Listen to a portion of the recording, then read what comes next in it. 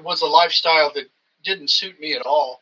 And, I pretty much stuck with my guns and stayed to myself. But when you're on set and the director's asking you to do something or say something, you're paid to do it. That's what you do. Yeah. But nowadays, you can't pay me enough money to do a bad script or bad dialogue or any of that stuff.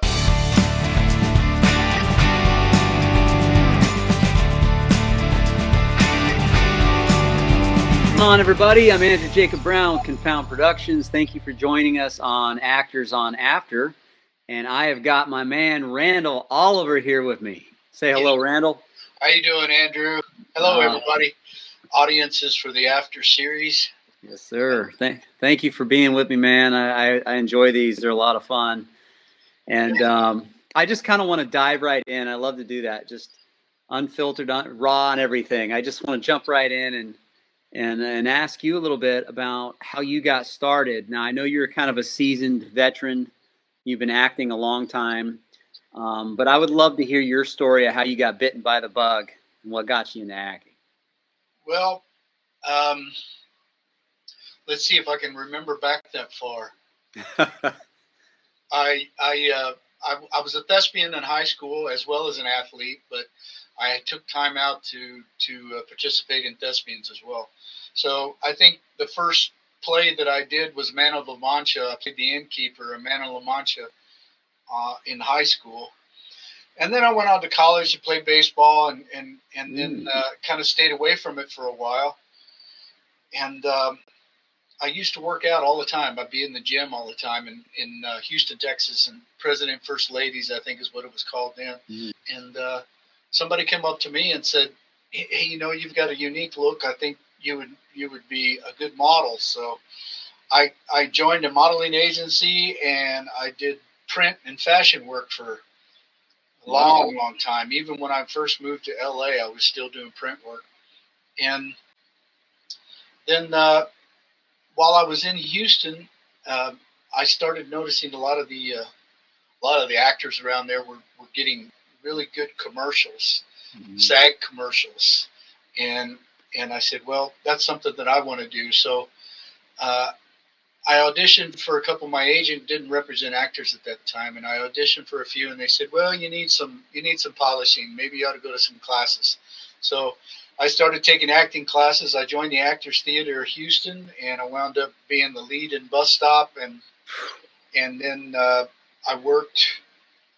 I was Michael Pere's stand-in during Houston Nights, and Gray Fredrickson gave me a line in that series, and that started me off. I was bitten by the bug. I started with stand-in and then extra work, and I learned everything that I could while being on the set. Just soaked it all up, and I just kept at it. I mean, as you know, there's a lot of rejection in this business. Absolutely, yeah. It plays with your mind a lot. You got to have a lot of faith in God to be able to keep on pursuing, so many just being against you. Man, I was amazed by your resume. I was like, wow, this guy's done a lot. And it's interesting you said baseball, though, because Tom Michael Mulligan, who's also another seasoned veteran, he's been in the business 47 years, and he also played baseball. Was a pitcher, tried for the minor pros. So did you ever do anything with baseball, or were you? Yeah, I had a full baseball ride and went and played 2 years in college. And then I decided that I wasn't happy with that particular college, so I wanted to go to work. So I went to work, and I joined a men's league in the Austin, Texas area. And I played with all semi-pro ball players, and we had a men's league that played all around the state of Texas. And I wound up, when I moved to California, I joined the California Baseball Association out there, and I was pitched my last 9-inning game at 38 years of age. Oh, you were a pitcher too? Yes, sir. I was a pitcher. Oh, wow. Now, are you a lefty or a righty? I have to ask. I'm a righty. Okay. I see these bent fingers right here. That's from throwing curveballs all my life.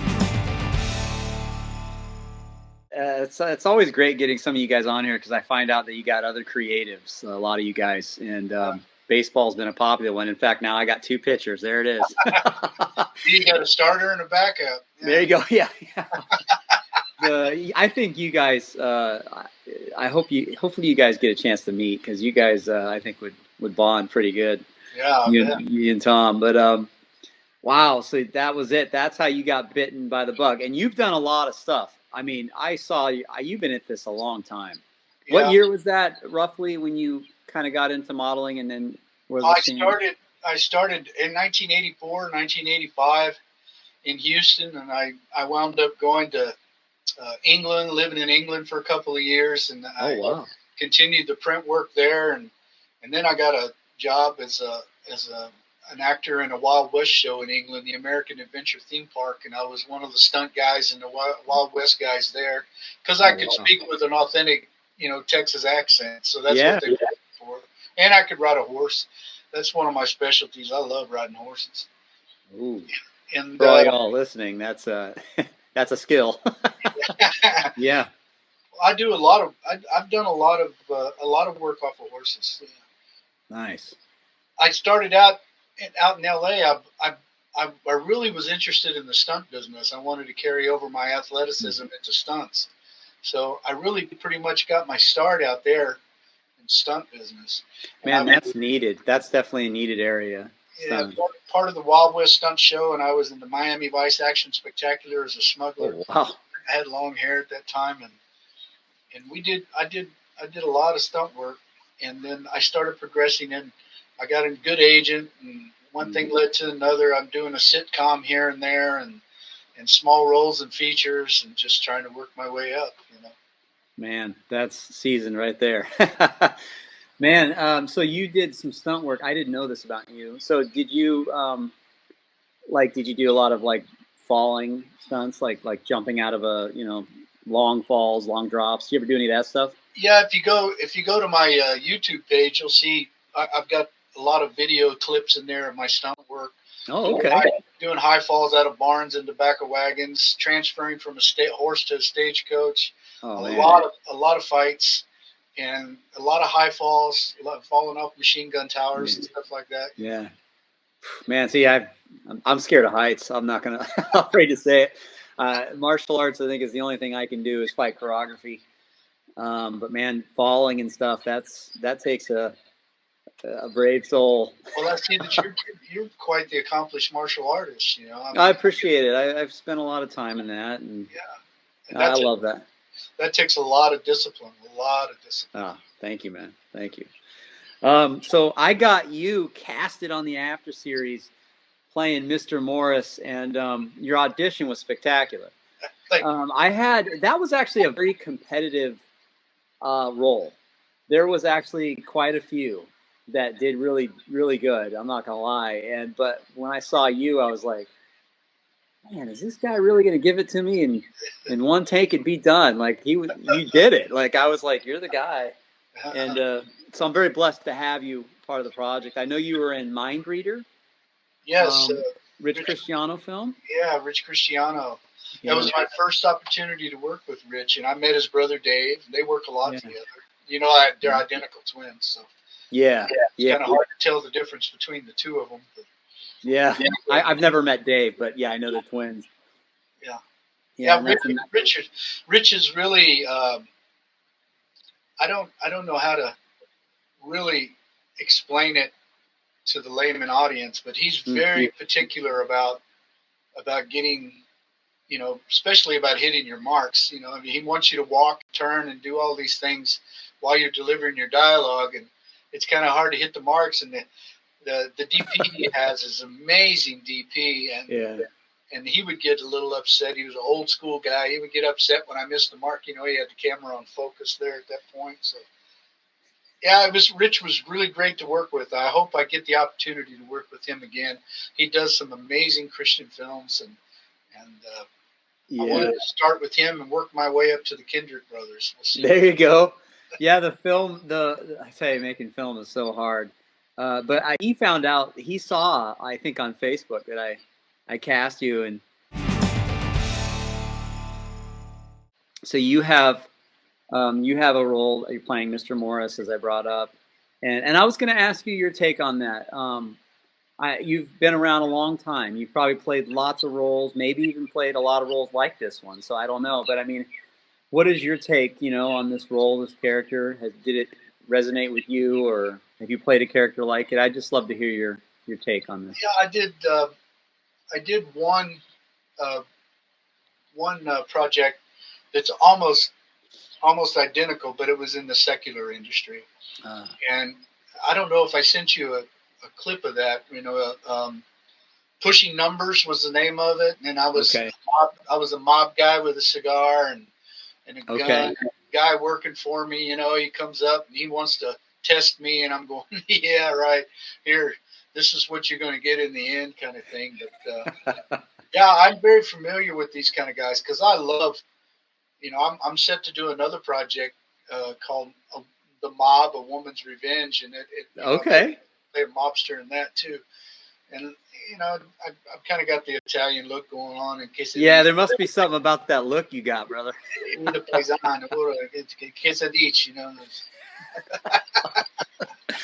I loved your audition because, man, the way the timing you had for this character, I can't even do it justice, but just the way you delivered the lines, it was like so believable. I was just like, oh my gosh, like this guy's done this before. I liked, my wife read with me, and Yep. she's my permanent reader now. When you get married, it comes with you get a reader with that. Yeah, my wife's read for me too. Yep. And she's not particularly fond of it because sometimes I've got her doing a big mobster guy and reading all the dialogue. But anyway, Mm-hmm. I liked the part when I told her, I said, I want you to drop those keys in front of me, right in front of the camera. Remember that part of the scene? Yes. Yep. Absolutely. Drop the keys, and I said, man, that's not a BMW. I wanted a BMW.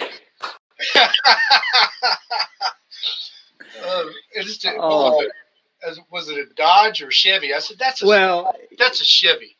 I wanted a BMW. And it's gonna boil down to what vehicles we can really get anyway. So, but yeah, it was what I had in my mind with the BMW. Yeah, well, this is the first 8 episodes, so it's probably going to be a Hyundai.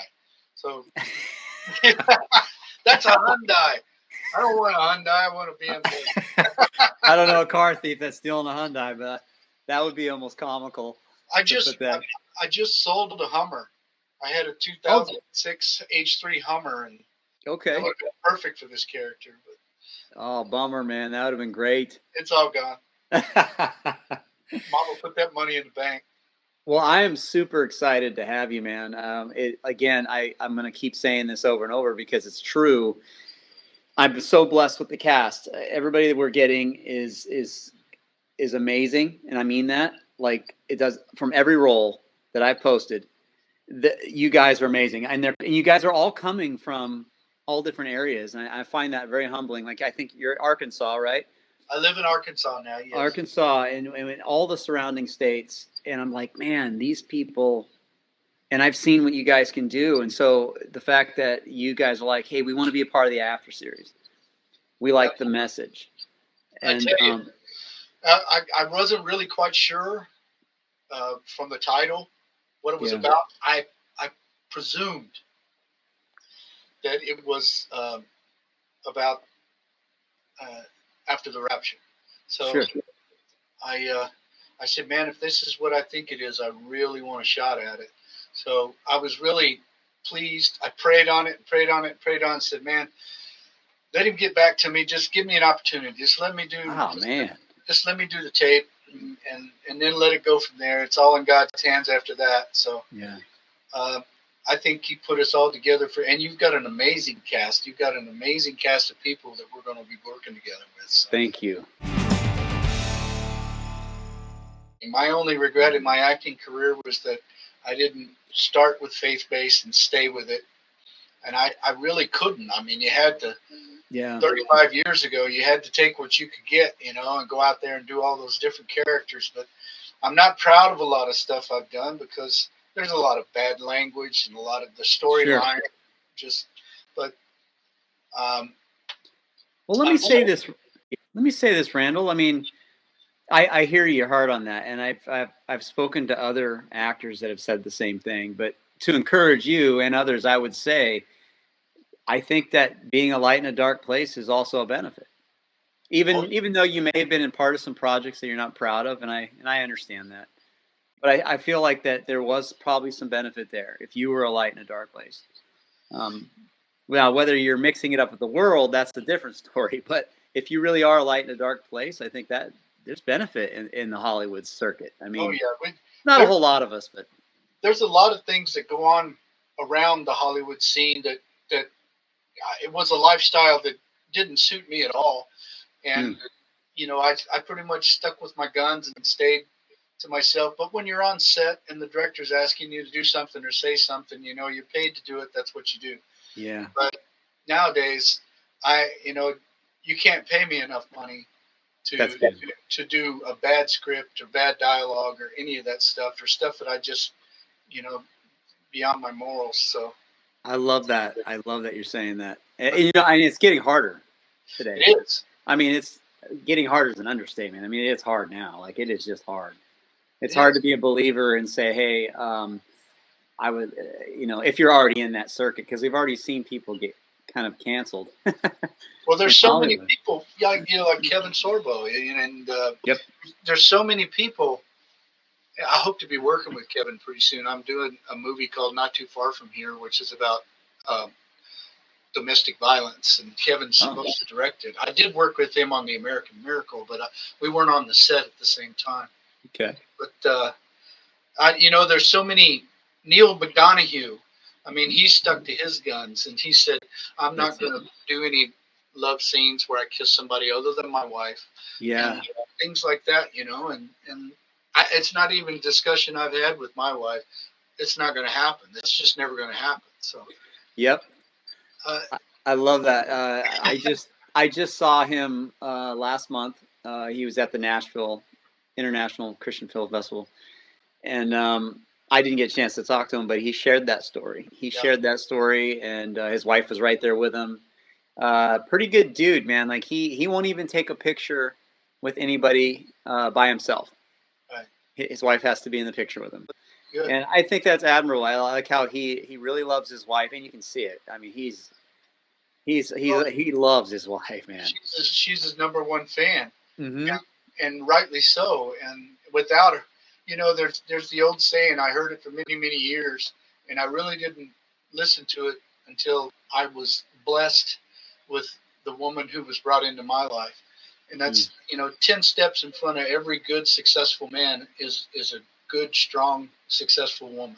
Yes, We, that's we one of the you, you can't do it without them. So no, and that's a line we have in our household. That same thing you just said. yeah, With every successful absolutely. man, there's a wonderful woman behind the scenes, and that's true. I would go with that.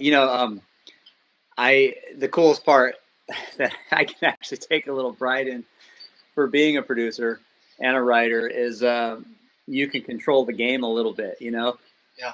So I made a movie called Piercing Wounds, and it is a romantic drama, a romantic action drama, and I wrote a kissing scene for me and another gal, but it wasn't the other gal I was kissing in the scene. It was my wife.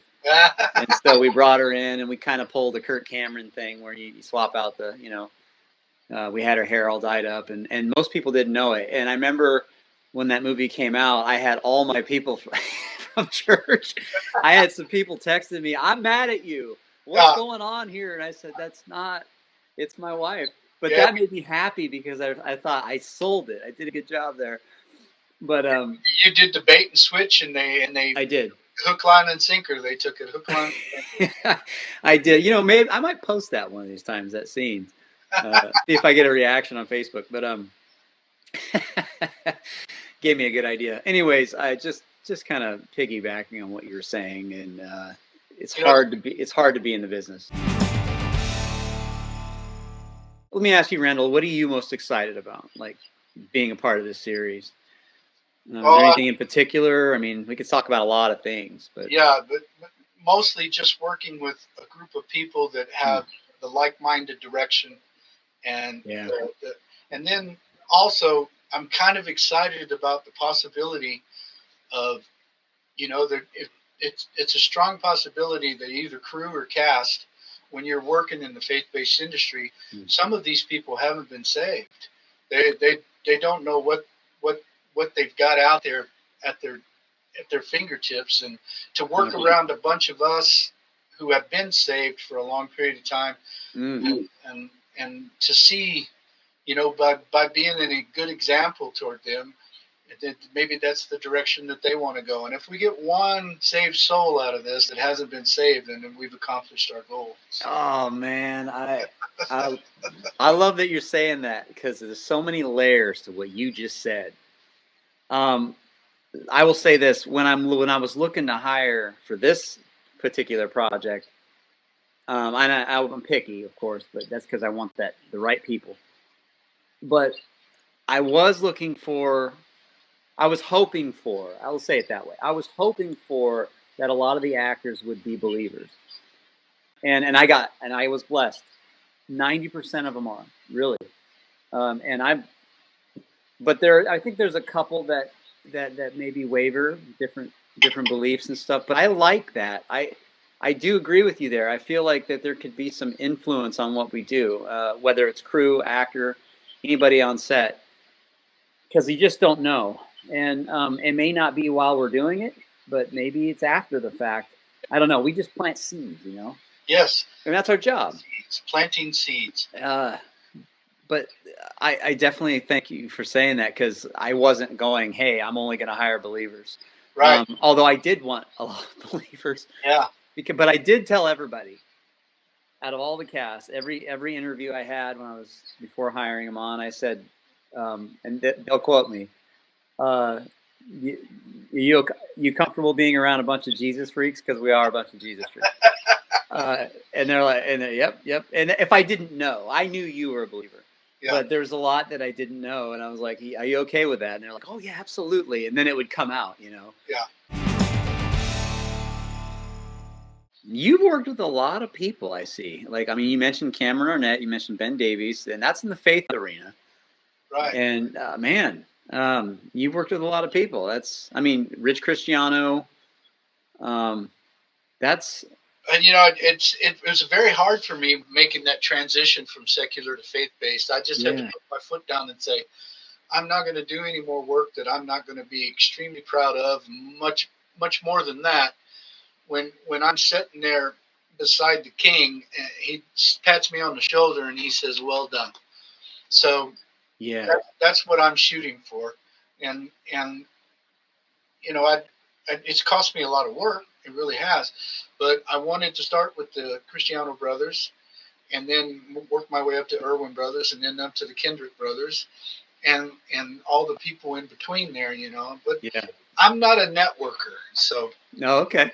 I don't go to film festivals and hang out and pass my card and do all that kind of stuff. First of all, I'm a poor man, so I can't afford to fly all over the country and do. Randall, we're all poor men. If anybody watching this, don't fool yourself. You're a starving artist too. I don't know how they do it. I see a lot of actors talking about they're going from one film festival to the other, and I just don't know how they do it. Really they're doing it on their own dime, mostly. Absolutely. They're not. I commend them for doing it. It's hard to do, but I can't do that. But they got to be in a position where they got some money in their pocket, because that's hard to do. Business is hard to make a living at. You know that. Yes. But I would love to. Branson International Film Festival is so close to me. It's only 2 hours away, 3 hours away. So. Do you still get out to that one? I haven't been to the festival in the last 3 years, I think.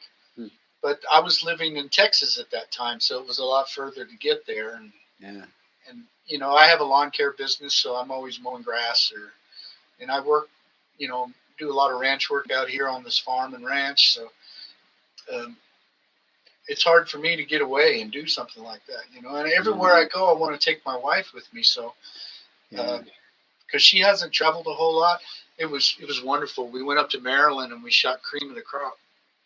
Nice. And she was like a 5-year-old schoolgirl in the car. She had never been really out of Texas. She was born in Germany, but she'd never really been out of Texas. And we went through, I don't know, 15, 16 states going and coming to Maryland and back. And she was just, I mean, her mouth was wide open all the time. It was such a pleasure to ride with her across the country like that. Oh man, Plus, she also got in that film. She's in the very last scene at the end of the film. She's delivers a line. She actually got a line. They gave her a line too. Yeah. That's amazing. I mean, to be a background, that's one thing. But they gave her a line. Where's it going to be? That was her line. Where's it going to be? That's our running joke now. Every time I turn around to her, I say, "Where's it going to be?" What a great line to use that one over and over. That's good. I love that. I love that, man. That's awesome. Man. Well, I like to have fun. Let me ask you a couple fun questions because I ask everybody this, but this would be interesting. So, what is your favorite movie that you can watch over and over again when it comes on? Do you have one in mind? Yeah. What is your favorite movie? Well, being an aspiring cowboy all my life and loving horses and ranch and farm, Lonesome Dove. I mean, haven't seen that one. I can't. You haven't seen Lonesome Dove? Are you kidding me? No. That's Robert Duvall's best performance ever. Oh, and I love Robert Duvall. And every time he died, I watched the movie. I've probably seen it 1,000,000 times. Okay. But his death scene makes me cry every time. For some reason, I really like Harrison Ford's Fugitive too. That's a good series. Yeah. A lot of people didn't know that was a remake, and it was based on a series. Yeah. The Clancys. Yeah. Yeah, I did know that actually that it was a remake. Yeah. Yeah. Do you have? So that leads me to another question. If you were to act in a scene with any Hollywood actor or actors in the After series, who would it be? I would really like to work with Neil McDonough or Cameron Arnett, either one of them. Also, Kirk Cameron would be a really. I think he'd be a pleasure to work with. But I like Kirk Cameron. Kevin Sorbo and his wife, Sam. Oh, Sam, they work together a lot too. But yeah, I mean, Kevin is an amazing actor. I mean, he has. You're about to find out. Sounds like you might be working with him. Yeah, he's has so much range. I don't know if I think he's going to be in this film, and he and I are pretty much the same age. We're pretty close. And okay. I don't know how old he is. I think I'm going to be playing his father in the film. So because I got all the gray hair, he still, still doesn't have any. But I don't know how he does it. Man never has any gray hair. Yeah. But Kevin. Yeah, I play Grandpa George in that, so that's going to be a great film too. Okay, so it is happening, or are they raising funds? Oh yeah, it's going to get made. She's been working at it for 6-7 years. Oh wow, it's a long process. Yeah, and, to all the audience out there that want to be film writers or directors or producers, it doesn't happen overnight. And a lot of them have been in the works for many years to try to get it all together. But once you do it, Yeah, no, you're 100%, man. You're preaching truth. I like that because that's. I was saying this to one of the actors. I don't remember who it is, but I did an interview, and we were talking about when at least back in the day, when an actor would they would make it to fame, and they're like, wow, people would think it was an overnight success, but it was never an overnight success. No. It was a ride. I mean, they've been in the game a long time. I heard that all the time in L.A. I met Joe Penny one time at a makeup store. I was buying some makeup for a project, and I met Joe Penny in there, and he said, just keep on chiming, man. You an actor? And I said, yeah. and I was a wannabe at that time. I was out there, pounding the pavement, living in my Yeah. car. And Joe says, "You just keep on chiming, baby. Just keep on chiming. You'll get there." You're a true actor. Living in your car. Yeah, I had a 1974 Nova. It was a beautiful car. Paid for it with a bunch of residual checks from commercials. And I remember those cars, Novas. it wound up being my home out there in L.A. for a little while. So you've worked with quite a few Hollywood actors, huh? I mean, you named a few in the beginning, Michael Pare. I love Michael Pare. He's in a lot of films, and he's working a lot lately. And yeah. I've tried to get in touch with him and say, hey, remember me, because he's the one that got me a line in that series. And I'd like to work with you again, but it hasn't been able to work out. But yeah, it's him and Michael Beck were the stars of Houston Nights. I've worked with Brandon Smith. I've worked with, oh God, the list goes on and on. Candice Bergen. Yeah. And then, Doug McClure in Out of This World. I got to meet Ruth Buzzy in Out of This World. She's crazy. Who was that story you told me the other day? Was it Glenn Close? Yeah. I told you about the time I had an audition in downtown LA, and I was like a second or third story of a hotel complex or something like that, and in Universal City, and I go in there and I'm walking out on the veranda or whatever it is, running my lines, and I looked down and my zipper was busted on my jeans, and I didn't want to go in for this audition with the barn door wide open, so I crashed into this room down at the end of the veranda, and I said, does anybody in here have a safety pin? And this woman raises up. She says, yeah, I got one. She's going through her purse, and she picked a safety pin out, and she says, here, let me put it on for you. So I said, okay, well. So she reaches down there, and she puts my zipper back together with a safety pin. And as she come up, and I looked at her square in the face, it was Glenn Close. She was in there rehearsing a theatrical production. I think it might have been a Broadway production. She was in there singing and doing all kinds of stuff. Was she Glenn Close then, Glenn Close, or was she kind of on the rise? She had already done, what's that one where she did with Michael Douglas? Fatal Attraction. Fatal Attraction, yeah. Yeah. So she was already. She didn't look anything like she did in Fatal Attraction. No. She's recognizable, but she didn't have any makeup on or anything. So. Yeah. But yeah, it was that, and I've got stories like that. Crazy. Oh, I was going to tell you, Harry Dean Stanton. Okay. I moved to L.A. and I'm there 3 days, and my roommates at the time that I was crashing with said, come on, we're going to go to Universal Studios and we're going to play 9 holes of golf on the 3-part course. They got 9 holes and they're all 3-part course.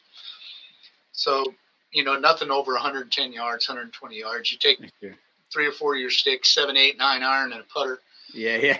And we're out there getting ready to tee off for the first hole, and this guy comes running up to the, wait a minute, you guys want a threesome? They'll let me play if I can play with somebody. I need somebody to play with. And I said, yeah, it's up. And the guy I was with, his name was Randy Durenberger. And I said, what are you thinking? He goes, yeah.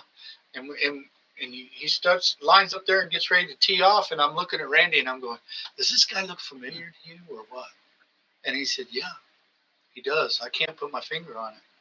So we wound up playing 9 holes of golf with this guy. And I said, I don't know who you are. I've seen you somewhere, but would you sign my golf card for me? And he signed it, but he signed it Rodney instead of Randall. So I still have that. I have very few autographs I've ever asked for in the industry, but that one I've kept all my life. I have it in my briefcase where he called me Rodney. Great playing golf with you, Rodney. He signed my golf card. I just wanted to ask you, Do you have anything you want to say or add? Maybe something I didn't ask, or before we jump off of here. Wanted to give you the last word. Piercing maybe, wounds. Yeah. I'm not 100% certain, but I think I submitted to you for piercing wounds. Oh, maybe. I can't remember. That was a while ago. Yeah, funny. But no, I tell you, Andrew, I'm really looking forward to working on this series. I love to travel, so I don't know, where are we going? Canada for this? No, not Canada. Alabama. Yeah. So right now, as it looks, it might be Eastern Tennessee and some of Alabama. So those 2 states. Yeah. I love Tennessee. I got some friends that live out there, so I get a chance to go meet them. Good deal. They live I think that's where you're going to be. I think that's where you're going to film. That'd be good. I'll go crash with Shannon. There you go. He taught me how to dive for mussel shells on the Tennessee River. Oh, yeah? Yeah. And I come up with a lot of arrowheads because those guys trade arrowheads on the river. I remember you telling me about that. Yeah. He's got an old business making that, right? Selling. Yeah, he'd been doing it since he was a kid. His daddy taught him to do it. But, but I'm really looking forward to working on this series. So are we, man. I love the whole concept of it all, and it's long overdue. It's really long overdue. So I appreciate that. I think it's going to go a long ways. I really do. So thank you. I'm going to do my part. So. And you're going to be great. Well, I know it. I appreciate the opportunity. I appreciate it you too, man, and I appreciate you saying that. Everything we do is hard, but I'm gonna keep going, and I usually I follow through. I always follow through. So Lord willing, His timing, and we're getting there. We're almost there. So I'm excited to meet you, and I just want to tell the folks out there. Yeah, please.